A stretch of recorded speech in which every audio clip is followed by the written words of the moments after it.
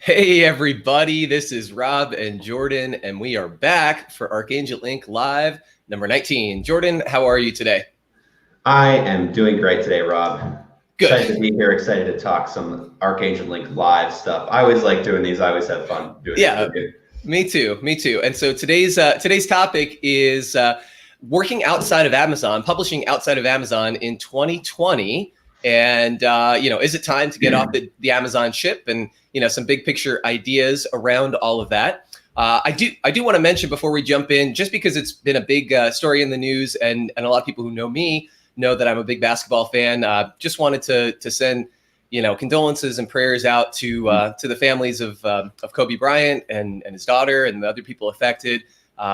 He was an inspiration for a lot of people, basketball players, as well as people who were just kind of in pursuit of excellence, and has obviously had a big bit of support and outpouring of support for folks out there. So again, prayers and condolences and best wishes to everybody who's been affected. It certainly affected me more than I expected, actually, and other people out there. So just a reminder to everybody to appreciate all the people that we care about in our lives, and the things that we're pursuing, and just take it all seriously. Don't take things for granted, and we all have a lot to be thankful for. So appreciate it while the opportunity is here. Yeah, I think just appreciate the memories. I saw someone post about every kid since middle school, when they shoot something, they say Kobe. That's I right. think that's just a cool thing. The post was like, don't stop doing that. Don't let that don't let that go. Don't let that memory pass. And I thought that was a cool kind of shout out to him, and just a shout out to keep that memory alive too. So it's cool. Thanks for mentioning that. Yeah, absolutely. Cool. So this is not a basketball podcast. This is not a basketball live stream. So we will jump into. I know nothing. I know very little about basketball, so few. Right. So we'll jump into publishing. And again, the topic this week is whether it's a good idea to continue to publish on Amazon in 2020, or whether this might be the time to consider publishing outside of it. And so I have a number of notes here. I've taken some thoughts down, and did you have anything you wanted to start off with before we jump in here, Jordan? No, nothing to start off with. I'll jump in when you start to mention, some of your points. Okay. But yeah, I don't want to jump the gun. I do have some thoughts, but I'll wait for you to jump in, and okay. Then I'll add my thoughts along the way. Sounds good. And something that I am going to attempt to do here is, I know StreamYard, which is the application that we use to stream, does offer some functionality where I can kind of put comments onto the screen. So I'm going to try and do that. I took some notes here. I'm going to kind of just copy and paste them and post them around. So we'll give that a shot. And so bear with us for any technical challenges if you guys notice any. But all right, so let's see. All right. So the first thought that I wanted to share on why not Amazon, reasons possibly to avoid it. And so there might be some practical reasons. The first one is you may not be able to. There we go. Why not Amazon? There we go. Cool. I love it. Yeah. So you may have run afoul of Amazon's terms. Something may have happened accidentally. We talked about in one of our earlier videos about no content publishing that there are you may accidentally or intentionally, just because you kind of ignored the terms, lost out on the ability to publish with Amazon. Your account may have been suspended, and so that may just not be an option for you to begin with. So let's see. So yeah, you may have run afoul of their policies, so you may just there may be some places in the world, if you're an author, where you can't have access to an Amazon account. There may be some legal reasons, some regional reasons, some tax reasons why that might not be the case, and that's something to consider. Another big reason that people don't want to support Amazon necessarily is they don't want to support Goliath. Amazon is a very big player. Most people who have followed this know, I believe it's something like 80% of the market share, of books that are being sold or going through Amazon one way or another, at least these digital editions that a lot of self-publishing authors are doing. And so you may just not feel comfortable in supporting a big company like that. They like all companies have their practices for the most part. We like Amazon. We try and stay on their good side. I'm not advocating that we should try and take them down, but there could be some philosophical or personal reasons or otherwise why you may not want to support them. So that's something to consider. The other big practical reason is that you may want to retain agency and control. So one of the big considerations that people have with Amazon is it's really opaque. Again, we've talked about this when it comes to Amazon advertising, to marketing. You don't always know what the effects are of what you're doing, and you don't know who's actually buying your book. You trust and you hope that they're actually paying you for all the sales that you generate, and that they're tracking them honestly, and that there are no technical issues that are behind any lost sales or anything like that.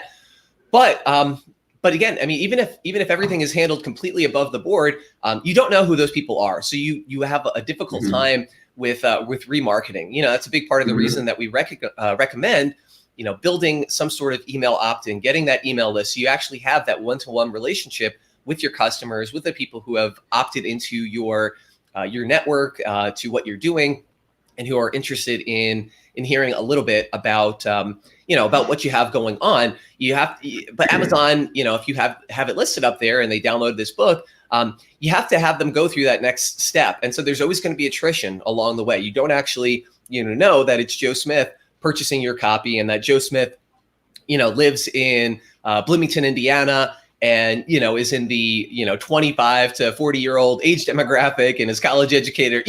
All of those things, that information, you don't necessarily have that, and that could be really helpful for remarketing, for building that relationship, and with Amazon, it's just something that you don't have immediate access to. You have to go through that intermediary of having that email list or that website and having people opt in. So those are some kind of big picture reasons why people might not be interested in Amazon. Did you have anything else that you wanted to share on that, Jordan?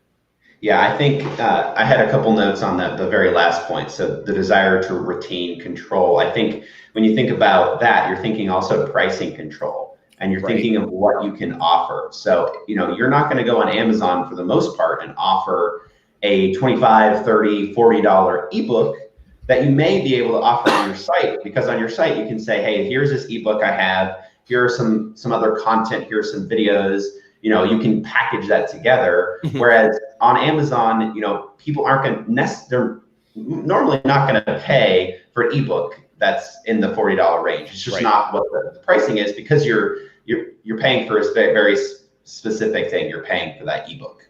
Right. The other thought with that too is, and you kind of mentioned this, you don't have access to that customer data. So if you go on Amazon, you're pushing everything marketing wise to get that book sale, but then in some ways you're kind of capped at that. It stops. Now as we've talked about, you can utilize the book as a way to build that platform, but because you don't have access to the customer data, you have to be not tricky, but you have to be a little bit more strategic in getting access to that customer data, getting their email address, so you can even have a communication.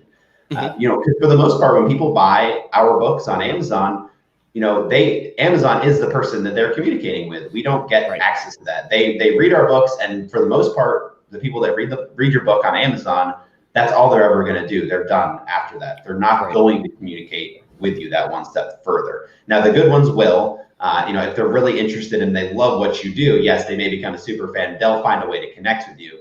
But for the most part, you don't have a lot of control over whether that happens. You don't get to be the one that's reaching out. So I think that's probably one of the most, may not important, but the ones that stands out to me the most is that retaining control. Right.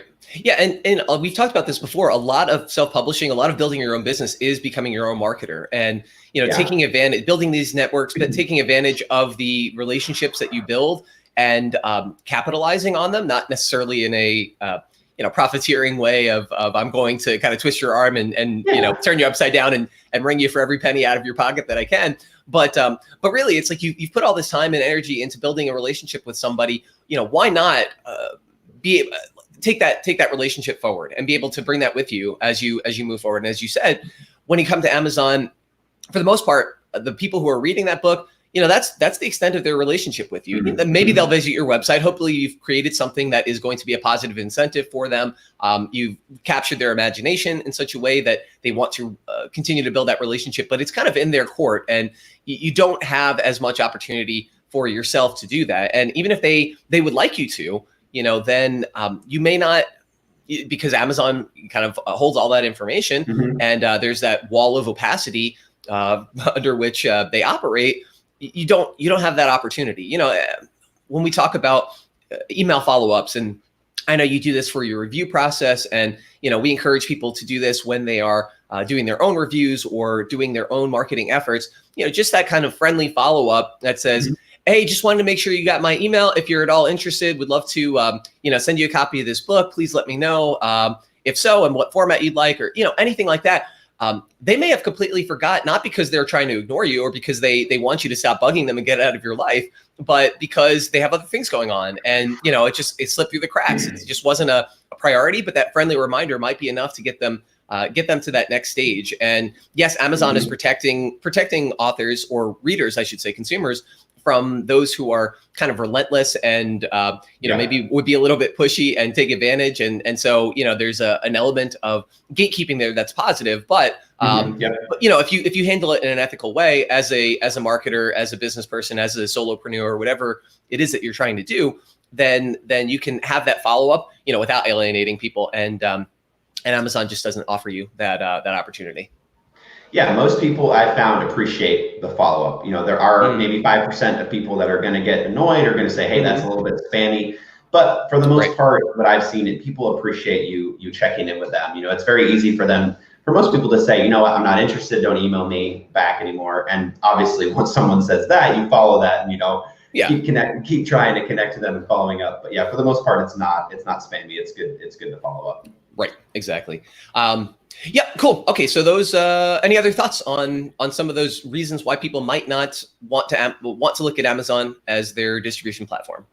Nope, nothing there. Okay, cool. So jumping in, and I want to give a shout out to Dale Roberts, again, big friend of the channel, and he had a video from a couple of months ago on publishing outside of Amazon, if it's still worth publishing on Amazon, and he went over a number of the practical concerns, and he outlined some of these similar ideas and reasons that people might have, and he also outlined a couple of other, again, practical places that people might publish if they are looking to publish, not in-house on their own website, let's say, but through other distribution channels. So let's talk a little bit about some of those other channels. Yeah. And a couple of them are Apple, Kobo, and Barnes and Noble, and those account for a moderate portion of the, let's see, there we go. A moderate portion of the book buying market. And, they have similar structures to Amazon in that you have a dashboard, you have a place, a general marketplace where people can go. There are associated e-reader devices that people already have typically. And they're integrated, into these storefronts, into these platforms. So people download them, you get a percentage of the royalty, and people can kind of go to them for their technical support, for any troubleshooting, any problem solving. If there are issues with sales tax, if there are refunds, anything like that, these distribution platforms, just like Amazon, will handle that. And so those are places that you could go if you kind of just don't want to be on Amazon, but you'd like to kind of cast your net into some of these existing channels where people are already there, already buying, already have associated devices. Those are a handful of places that you could consider. There may be others. Are there others that you can think of offhand, Jordan, that are out there? Well, I know I just I just submitted one of my books on Draft to Digital, which actually that's just a service that puts your book out to Apple and Kobo and Barnes and Noble. Mm-hmm. But yeah, it also puts it out to some library programs as well, like Hoopla and other Overdrive, I think, is another one. I can't remember all of those, but yeah, one of the best, at least from what I've seen, is to use a service like Draft to Digital or something where you put your book data in there and then they send it out and aggregate it for you and get it onto those platforms. Definitely one of the easiest ways to do that as far as digital books go. I can't remember of the other ones that they list because I just click, yep, I want it on all of them and just kind of, I'm done with it at that point. But yeah. Right. Yes. And great lead in. Aggregators were another thing that that Dale mentioned and that are out there that are available. One of the nice things about aggregators, as you said, you have you have that single dashboard. You have a place where you can go and say, yeah, give me 15 of 15 channels, all these different places that you make it available. You don't have to go and individually upload it to 15 different accounts. You don't have to create 15 different tax profiles. All of that is pretty nice and advantageous. So something to consider. And again, you can kind of track all of your sales on one place. You don't have to go, okay, well, maybe I got 3 sales today on Barnes & Noble. Let me log in there. How many did I get on Kobo? How many did I get on Google Play? How many did I get on Hoopla or some of these other places? It's all kind of there and in a single unified dashboard, which makes things a little bit simpler to figure out, okay, that things are performing, well or not. There might be some things that you can change, and that is cool. Yeah. One thing to note there, Rob, Draft to Digital actually always warns you before they publish to Amazon on your behalf. For the most part, if since we're talking about Amazon, if you're going to choose to publish on Amazon, you want to go on Amazon and upload your book there for many different reasons, because they're very picky about the data that is sent. You'll have control over the keywords are different. You want to have access to your Amazon ads dashboard. For a lot of reasons, Amazon-wise, you're going to want to publish directly on Amazon. Now, with that being said, I don't know personally if there is any advantage to going to the specific places, like going to Apple Store and publishing specifically on that platform. I'm just not sure about that. I don't know if they have their own ad program. Maybe they do. Maybe it's something for us to look into as well. Maybe you have or have heard of that. But for the most part, as far as aggregators go, I think, especially if you're looking just to get it one and done and not delve into each market, it's a useful tool. Right. Yes. And that is generally the case. Most aggregators do not allow you to access individual, ad campaigns and that kind of thing, unless you through the aggregator channel, so if you want to do Amazon ads, AMS stuff, then you're going to want to have an Amazon account directly. And, again, we've talked about in some other videos, some of the advantages to that, ways to, kind of get a little peek behind the curtain, like we were talking about earlier with who's actually buying your books, what are the effects of, your sales copywriting, your keyword, selection, your cover choices, that kind of thing. So there are good reasons to consider uploading to those places directly, Amazon in particular, to take advantage of the ads, the ad opportunities that may not be available to you if you have an aggregator. And again, if people are interested in this kind of thing, let us know. Feel free to leave comments, and we can do some more research. Our experience has been that Amazon is kind of the big fish, and most of our authors end up going that route. Not all of them, but many of them do. And so, figuring out some of these alternative aggregators and ways to navigate around any challenges or troubles, hasn't been something that we've had to dive into all that much, but we're happy to do that if there's interest. So if that's something you folks want to know about, leave comments and let us know for sure, and we can look into it and go into it on a future video.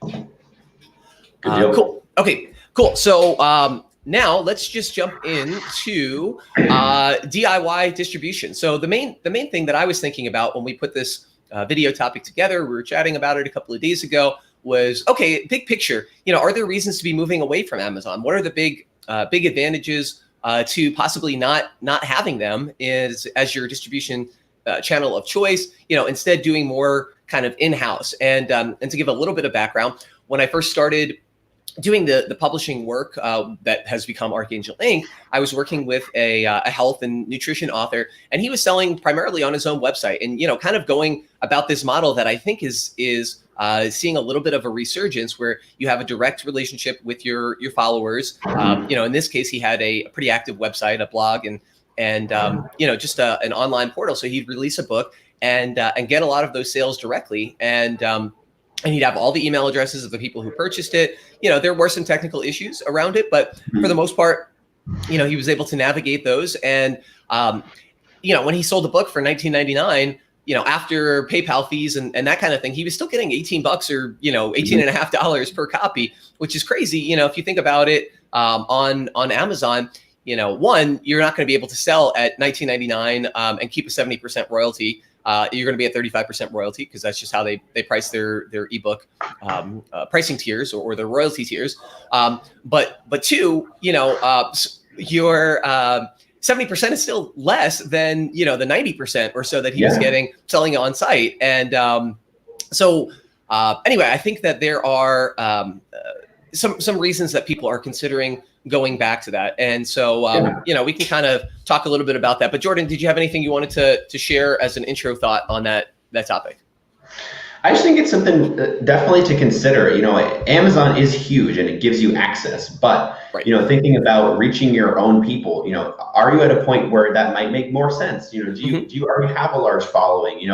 We talked a lot in our self-publishing versus traditional. Where are you at right now? Really looking at your current state of things. If you already have a major following, is it something where you could sell it on your website and keep most of those profits? We talked about, giving you the ability to, price it yourself. You could price it you could do like a 99-cent sale and not keep 35 cents like you do on Amazon, but keep maybe 90 of those cents. Right. You're thinking cents, like 35 to 90, like it seems like not a big deal, but if you're thinking about, the amount of traffic you're sending, the amount of people you're buying, and maybe you're not going to price it for 99 cents on your website. And I wouldn't necessarily recommend that, but just thinking about your margins there and how maybe you can spend more on ads, and each customer there is even more valuable to you because you're not just getting a 35-cent Amazon sale, you're getting a potential 90-cent sale on your website with customer data, with that relationship starting. Yep. So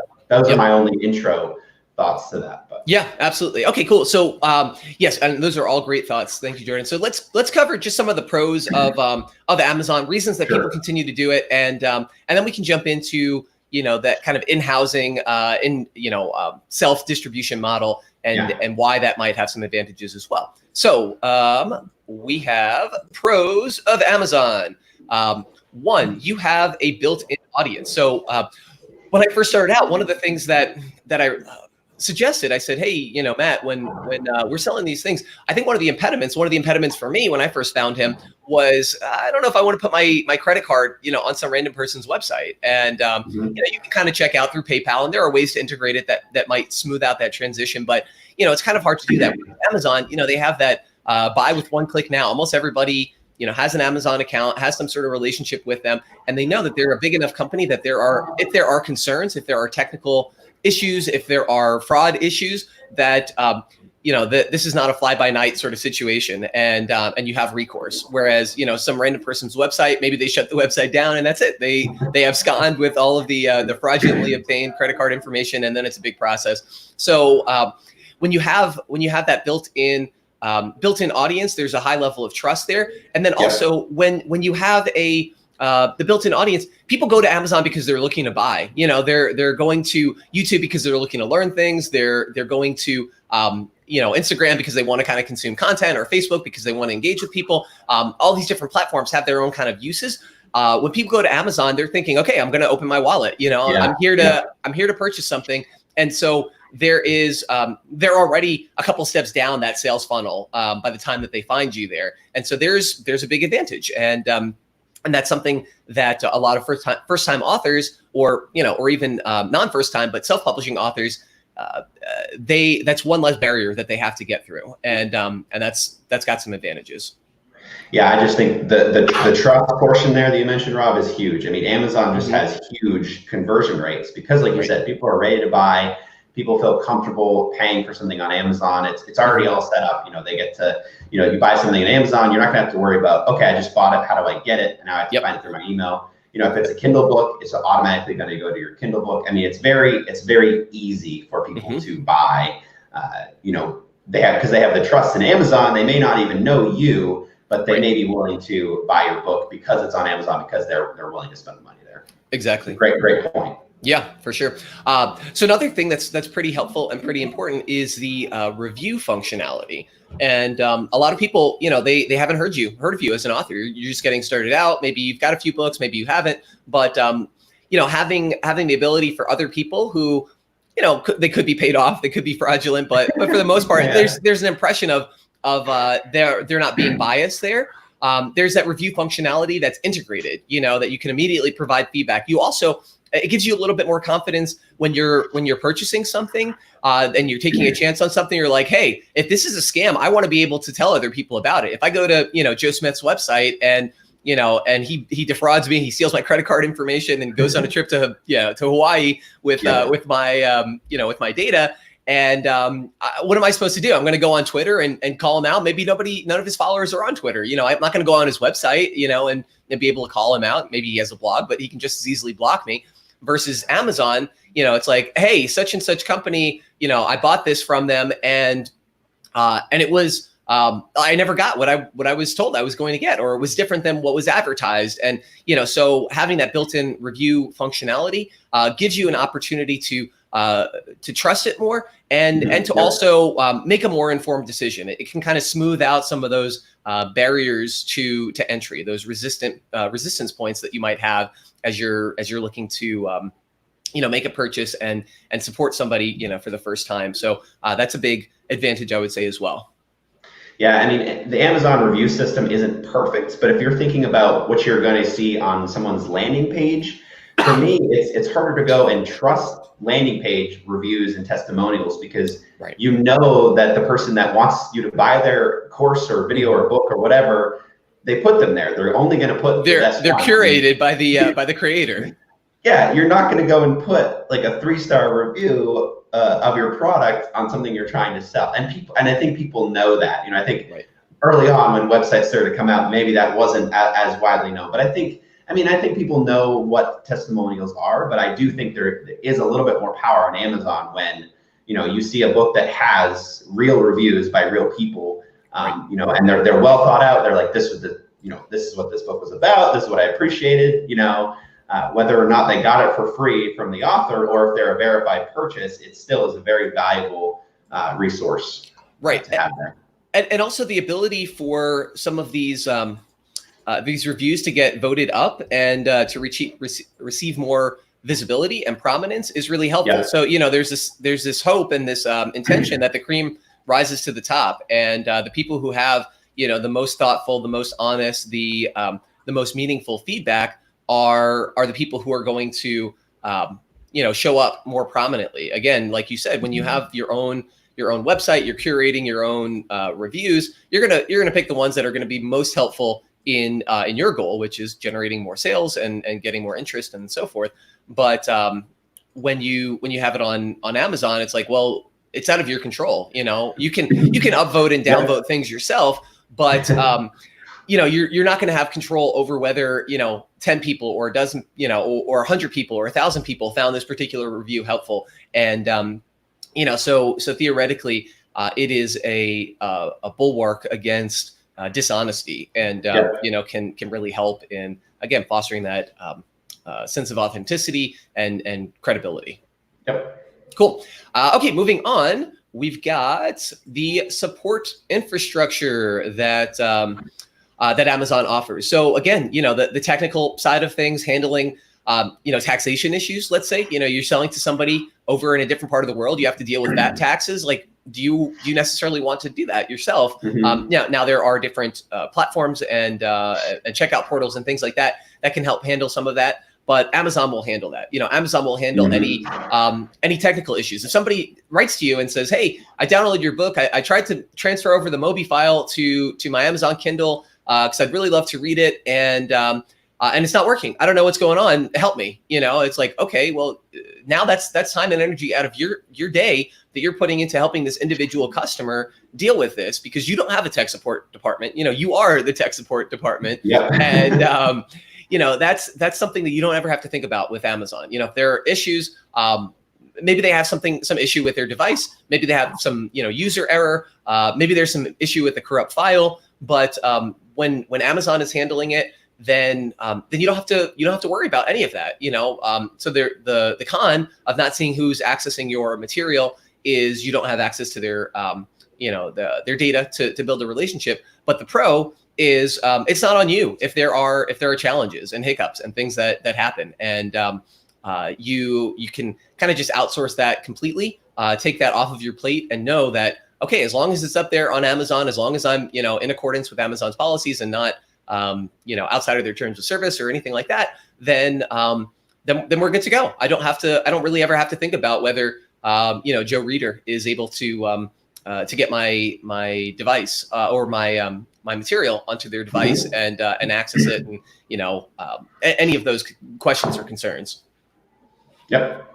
Cool. So another big advantage to publishing on Amazon is that there are many existing resources when starting out. So there are some out there, kind of instructing people on how to do the ClickFunnels route and landing page route and sell things directly on your website, and you build out the sales page and all of that, and sell them a PDF directly or maybe even a paperback book directly or something like that. But there are hundreds, probably thousands of YouTube videos, of websites, of blog posts, of tutorials on how to get yourself set up with Amazon. If you're just starting out, then you still have a mountain to climb a little bit, but a lot of people have gone down those same paths as you. So there's a well-worn and familiar route to follow, and many resources to kind of help and make it easier. So if you're not very technically inclined, if you're not as industrious or ambitious or as interested in pursuing these alternate pathways, then finding something that many people have done already, for which there is a lot of support and technical infrastructure and guidance, can prove to be really helpful in as we've talked about before, not letting the perfect be the enemy of the good, not letting done be better than perfect. And if you can put months of work into building the perfect landing page and getting the right checkout portal and payment processor and all these different things, and get to a point where now you've just lost out on 5.5 months of sales because you spent 6 months doing all of this, versus getting it out there, having that proof of concept, seeing what people are responding to, seeing if it's worth even pursuing this. Amazon does afford that. There's the wheels are greased, so to speak, for giving it a shot, and that has some advantage. Yep. Cool. The other thing that I will say is with Amazon, there is the potential for things to become evergreen, and to, after 6 months or a year or a couple of years, to really kind of pick up steam organically. You don't really have to do anything else that's there. I mean, hopefully when you're building your own infrastructure, your own sales page and so forth, then, you have it set up so that it's automated and you don't have to be involved in any individual sale. But with Amazon, Amazon's continually driving traffic, and they're continuing to grow, continuing to increase their market share. And something could change. There could be some change in event, some current event that happens, or maybe you get a shout out from an influencer of some sort. Oprah suddenly says, "Hey, Jordan, this book is amazing. Everybody get it out there." And somebody sees that it's been up on Amazon for a few years, and all of a sudden, you're making money hand over fist, and and that's cool when you're on Amazon and there's that continual market there. There's a potential for that refreshing of the experience of it for people. Whereas if you have it on your own website, you're really responsible for that marketing. Now, hopefully you're doing some of that already. Maybe that's something you love to do, and you're continually building your own website traffic, building your own interest and intrigue around your products and services and so forth. And that's great. And we recommend that. But, it does require a different level of effort than if it's just sitting there on Amazon and, kind of taking advantage of Amazon's forces. Yeah, I think it's just the idea that at any point Amazon could be like, "Hey, I like this book. And I think a lot of my fans will like this book," and then boom, they can help sell it for you. Yep. And that happens to a lot of people. I mean, a lot of people go into Amazon publishing with that as the hope, and there's no reason not to hope for that. Now there are like millions of books out there and published, and the likelihood that Amazon, is going to, give your book a huge push is very low. But it is possible. It is that evergreen potentiality that they can look at your book. For whatever reason, someone goes on and buys it. It trips some kind of algorithm. They leave a positive review, and Amazon says, "Okay, cool." It's such a huge marketplace that it is a huge advantage of being on there. Just having access to that. Yeah, absolutely. Okay, cool. So those are some of the big pros of Amazon. So, we started off this video, reasons not to go into Amazon. So let's be totally clear though. And that's why we're covering this. There are a lot of good reasons for considering Amazon. And, our goal is to provide helpful information for individuals and for people who are, kind of looking at things from their own unique set of circumstances. And, so for a lot of people, Amazon will be a good fit, and for other people, Amazon may not be the best fit. But we want to kind of give you some tools and information so that you can make that informed decision. So you can say, actually, this kind of applies to me. I probably shouldn't, ditch Amazon quite yet. I can still do some of those other things, but maybe Amazon is still worth having some eggs, in that basket for. So I think for the most part, we, like you said, Rob, we always try to share that, we're never going to say everybody should do this, because it does depend on your situation and your platform and what you have. I mean, for most people, Amazon is still a really good option. But if you're considering, even if you're considering doing something on your website or offering some kind of package or a book in a certain form on your website, it doesn't mean you have to completely ditch Amazon and never go back to it. I mean, you can have a mix of different things. I know for me personally, I'm thinking one of my next projects may be to do some type of workbook. And, if I'm thinking of a workbook and potentially offering other bonuses with that, it may be advantageous for me to just offer that on my site and kind of delve into that, for whatever reasons, that I'm thinking of just being more, getting that customer data. And for me, that means engaging with the people that download it, getting that direct feedback so I can make it really good. Just thinking of those things. It doesn't mean I'm going to say, I'm going to pull all the books that I have on Amazon and completely go away. It's just, it can be an addition in another part of your platform. Right. We may mention that or talk more about that later, but just for me personally, that's kind of what I've been thinking. So this is very, very good timing in this discussion. Cool. Good deal. Cool. All right. So let's jump into some of the pros of in-house distribution. Cool. And we've talked about them a little bit in the context of, some of the challenges with Amazon, but pros of in-house distribution, and big one, higher royalty percentage. We mentioned that earlier, outside of the payment processor, and, and then maybe some overhead for, setting up your website infrastructure and, the sales checkout portal and, all of those things, then, you're going to keep a lot more as a percentage of your royalties than Amazon will. And that can be really nice, when you have something that you've really put a lot of time and energy into. And we've had these questions from authors before. I mean, including Josh, a friend of the channel, who's offered some questions in our comments here. He's like, I'm open to doing, a 99-cent sale, let's say, but it's like, I've got a book, maybe that's 40,000, 100,000 words. It's like, it's really hard to feel good about giving that away for 35 cents, So when you're selling it on your own website, that's not something that you have to do. That's you have that option of setting the price at a place where you like it, setting it the price at a place that seems fair and competitive within the market, and at the same time allows you to keep more of it. So we've talked about Amazon. They offer either 35 or 75%, typically, depending on the file size and where you price your book. So they really want books at this time, still in 2020, to be priced between $2.99 and $9.99. That's where they give you that 70% royalty, and that's where they're going to, kind of gear people toward to get people to get the consumers to feel comfortable opening their wallet for something in that range. When you have a you can sell it for that same $9.99, but again, keep $9 of it or $9.50 of it or something like that. And that's really nice. That's potentially really easier to swallow than even keeping that $7, plus or minus whatever delivery fees there are based on the size of your book.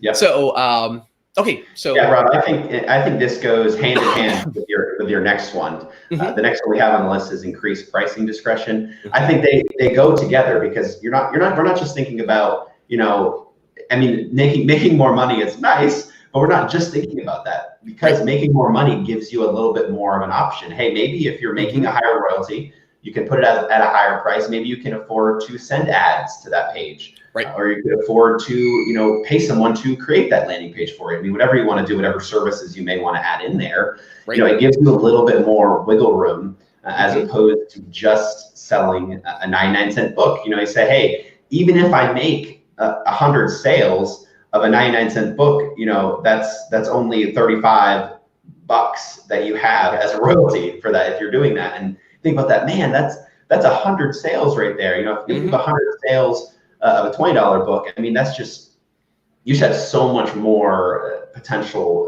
room to grow that yourself, and to really not just grow it, but to invest in yourself too. Say, hey, I believe in this product. I want to get it out there. I'm not just gonna sit back. Maybe I'm just gonna, you pay for some ads or whatever you decide to do to market that. Even just considering not even just paying for ads. I mean, that's one thing, but just considering your time in marketing that as well. Marketing a good product, your time can be spent, and your time is ultimately more valuable for each customer that you're getting. And then the relationship is better too. I mean, there's a lot of positives there, but I think they are linked, and it's cool to think about. Right. Yeah. No, I agree. I agree with all of that. Great, cool. Great points. And so let's keep plugging along. Another thing, again, we've talked about this before, you have direct access to your customers. So you find out who's purchasing, you have their email addresses, in most cases, and you can potentially get other customer information to help you target and figure out who is your demographic, who is actually interested in what you're doing. Not just people that you think are interested, but you have some more on the ground information about what's actually happening, and then again, you have a chance to build and deepen that relationship. So really, really helpful. And I think that's, Rob, just to go further into that, I mean, I think we mentioned this, but it's helpful not only for you as, the product creator, but I think it's helpful for the customer as well. Right. It gives you that access to provide more. It gives you access to get feedback and, okay, how can I make this better? Not just so that I can get more sales, but so that I can make a better product and ultimately help the person out better. I mean, I think a lot of people, you think like marketing wise, like get customer information, but it's not just about you doing a better job. It's about the customer getting a better experience from what you're offering.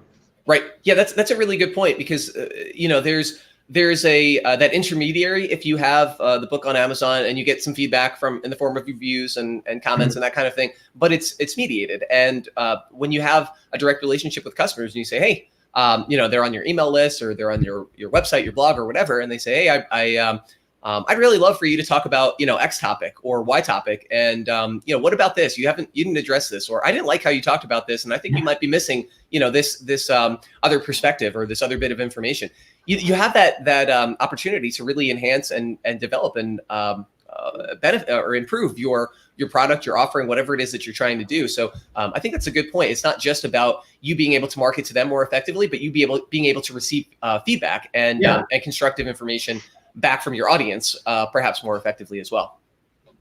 Yep, cool. Cool. Okay, so another thing is non-exclusivity. Now, you don't need to go KDP Select. Many of our authors do not, but you have the option to go elsewhere. So if you want to sell it on your own website, you can do that. You can also continue to sell on Amazon as well. So if you have that infrastructure built up, maybe you are making that $9.50 per $10 unit price sale versus $6.70 after fees and 70% royalty percentage from Amazon. You can have both, and so it's just another avenue to give people a chance to support you. And you could even tell people, hey, I'd love for you to get it from my website. I'm going to price match it to whatever Amazon is at. And if that's easier for you and you want to support me that way, I appreciate it and thank you, and please do. But if you're willing to support me on my site, then I get a couple percentage points more, and it gives me a chance to, again, engage with you, for you to give me direct feedback, for me to have that relationship that's going to be a little bit less mediated. And a lot of authors, a lot of readers of authors that they really like will elect for that choice anyway. It's like, okay, it's going to be the same, $10 out of my pocket, but I have these other ancillary benefits and I get to support somebody who's doing good work. So, why not? Let's give that a shot. And that could be pretty nice. Yep. Okay, cool. So let's continue on. Who should consider doing this? I would say that there are certain genres for which there are there's an expectation for higher prices. Finance, business, realty. A lot of these kind of white paper reports, things like that. It's not uncommon on kind of more remote. I don't want to say remote.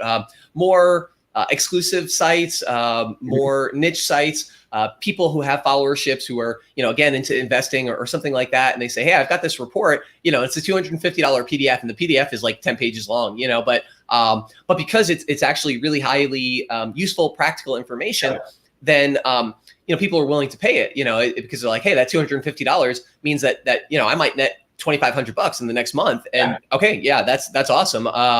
And they're willing to do that. Amazon is just not really going to be the platform for that. You can sell, I believe, up to $200 is the maximum price point for a digital edition. But boy, I can't imagine how many people are actually making sales at that point. You're selling, you're only going to get 35% for one thing. So that's $70. So you're already losing, $130 off the top. But also potentially, because this isn't your tribe, because this isn't a highly specialized niche audience, the chances that you are going to get panned and people are going to say, this is trash. This is a 10-page ebook, for this stupid topic. No way. They're going to get, 1-star reviews potentially. And it could be damaging, and it could set you further back than if you never went on Amazon at all. So I would say be familiar with your genre, be familiar with the conventions of what your audience's expectations are and what they're looking for, and use that as your guide. So certain places, I mean, if you've ever bought a white paper yourself, if you're in that real estate space, if you're in that investing space, if you're in that business development space, whatever it is, you might know already, like, hey, so-and-so, they routinely send these $50, books out there and, or $500 books. And so you'll know a little bit about that. And so you can kind of follow that lead. If you would like to go outside of Amazon, it gives you that flexibility and the ability to do so. Yep. Cool. So another group that should consider it are authors with an existing and engaged followership. So if you are just starting out, I mean, we've talked about this before. A lot of the people that we end up working with are just kind of getting started with their business and their email list and that kind of thing. You're trying to do all of that. I wouldn't say, also handicap yourself further, put yourself at a further disadvantage and put it on your own website, because who the heck is going to find that website? Like, now you have one more thing that you have to do, drive traffic to it. Now you've created some sort of lead magnet, you're trying to build all of that content out there. And now you have to have, people find that website to begin with to get a single sale. That's probably not the person to do it. The folks who do have a more engaged followership, who are already active, who are, big social media following, who already have a good email list, that kind of thing. One of our authors, Jay Campbell, writes about biohacking and optimization and health and fitness and that kind of thing. He's got a really active, engaged list, and several of the books that he's published on Amazon, but he's also published direct on his own websites. And these are high value PDFs primarily, selling for $30, $50, $100, and those. He has the followership to allow him to do that. He can kind of track that conversion rate. And, again, if you're selling it for, let's say $50, even if you get a 1 in 50 conversion rate, as opposed to, let's say a 1 in 25 conversion rate on Amazon, but you're selling it for $50 versus $10 on Amazon, the economics can really start to make sense and give you some additional opportunity to leverage that existing network and then expand it. And that can be really helpful. Excuse me. Anything else on that you wanted to share for the moment, Jordan?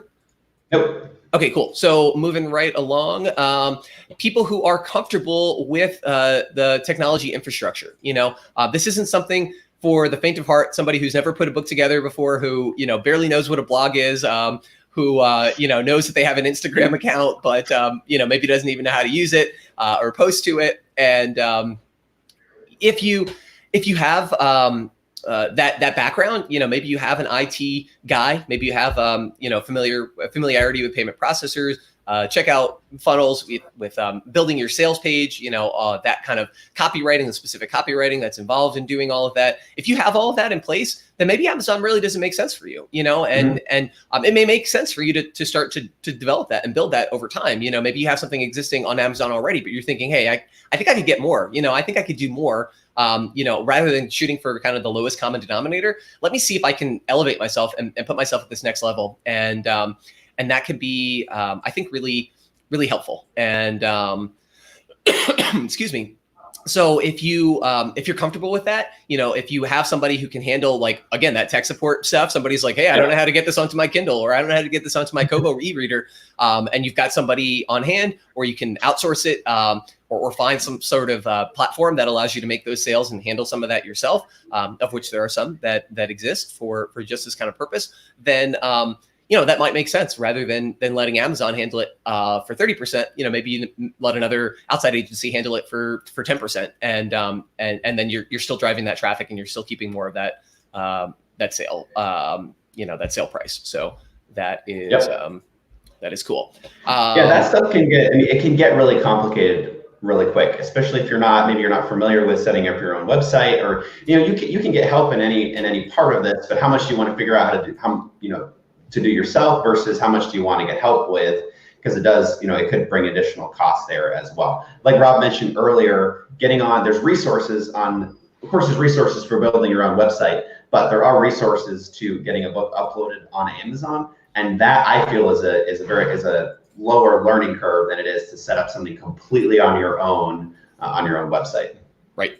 Yep. Yeah. As I've joked before, or my company founder started to joke. He said it's basically as easy to publish a book as it is to write an email these days. Now, that's not quite true, but with the number of tutorials and things out there, it's a little closer to do that than to set up your own sales page and check out system and all of that. So excuse me. Okay, so who should not do this? There are, I would say, a handful of groups that I should really consider sticking with Amazon if they're looking to publish their first book, or their next book, and that is people with a small audience. So if you don't really have that active engaged followership yet, then you're just, again, putting yourself at a disadvantage by forcing people to come over to a website that not many people know actually exists. So that could be a real challenge and a real struggle that doesn't have to happen. And again, you can always change things up later. You can take your book off of Amazon, even if you enroll in KDP Select, and take advantage of some of the advantages that affords. You can opt out after 90 days. So you're not locked in forever. So you can say, hey, I don't like this. I don't like Amazon, and I really don't want to be locked into this anymore. So I'm going to give myself that 90 days and figure out what the heck I need to do, so that when day 91 shows up, I've got that website locked and loaded and ready to go. And that could be a good motivating factor for you. So that's something that is an option, and it can help you, as you're getting set up, as you're building that audience and figuring out what needs to be done. So when you don't have that audience yet, when you have that all kind of out in front of you, I would say make it easier for yourself. Do things in stages. If you do have this ultimate goal of doing it on your own, nothing wrong with building that audience slowly and building your infrastructure slowly to take advantage of some of the opportunities that are afforded to you by doing it on your own. Yep. Cool. So another thing is, if you have no publishing experience to date. So again, if somebody doesn't know your website exists, they're not going to go there and purchase your book. They might go to Amazon and find your book if they, if they don't know you exist, but they're probably not going to go to your site. And so if you haven't done this already and you're not familiar with it, then really think about taking advantage of Amazon. I mean, a lot of authors will use Amazon, again, as that big fish, or that big lake for you to fish in. And you have the opportunity to reach a lot of people. And again, if you're selling it, and Amazon's not really making much, maybe you're selling it for $3 and Amazon's making $1 a copy, but for you, that the ability to access a a platform with 1 million users, or 1 million unique users every day, that could be really helpful. And so if you don't have publishing experience to date, then maybe think about using Amazon, taking advantage of it, leveraging it as best you can, with your eyes open, knowing what the pros and cons are that we kind of discussed before, and with an eye toward whatever your future goal is. And if your future goal is, hey, I just want to be bigger on Amazon, that's great. There are ways to do that, and you can optimize your strategy accordingly. But if you have goals beyond Amazon, that's cool too. But you can still use it in the interim to help yourself reach that bigger audience. Yep. Cool. And then finally, those who want it easy and out of your hands, they just want to set it and forget it. People are like, hey, I just want to write. I don't want to think about driving people over to my website. I don't want to think about, advertising. I just want to kind of have a place where people know that they can go, they trust. There are reviews there. My books are awesome. Maybe they're getting really good reviews. I just don't want to have to deal with any of that stuff myself. Mm-hmm. I don't want to have to tell people, how to troubleshoot. I don't want to have to tell people, when the newest book is coming out, or any of those different things. Like let's just have a good, reliable, stable platform where I can upload it to, and people I know will be able to access it, and that is what Amazon can offer. So that is another good reason not to publish outside of Amazon if that's really your goal. And again, self-knowledge, insight, knowing yourself is a big part of being successful. Then that's great, and that's fine. And if that's your situation, know that and make your decisions and plans accordingly to maximize those strengths and maximize your own inclinations and what you can do. So that would be those are my big ideas on whether you should publish on Amazon in 2020 or not. Yeah, good stuff, Rob. Cool. Awesome. Well, we covered a lot. And folks, if you are watching this, let us know if you like having these notes put out ahead of time.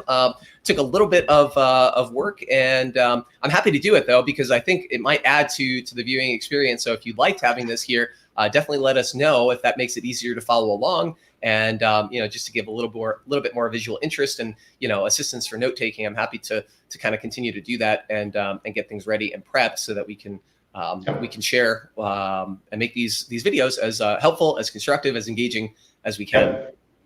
I liked it, Rob. It helped me to look ahead and see the different things. So cool. Keep doing them. Well, let's keep doing them unless unless there's some reason not to. Yeah. Cool. I'd like to be able to look ahead and see kind of where we're going. Right. And if you guys are able to do that, definitely let us know any feedback. We'd love to hear it. But yeah. Cool. Good deal. Well, thank you, Jordan. Thanks everybody out there watching. Thanks anybody who has questions or comments. Again, feel free to leave them down below. We love answering them. It makes it more fun, more interesting, and we're happy to address them on subsequent videos and or in the comments, however as appropriate. Feel free to reach out to us at any point. ArchangelInc.com, Facebook.com/ArchangelInc Publishing, ArchangelInc.com/YouTube to be on this YouTube channel right here. And I think that's all I got for now. Jordan, anything else? Yeah, I think again, like any questions you have, there's no stupid questions here for us.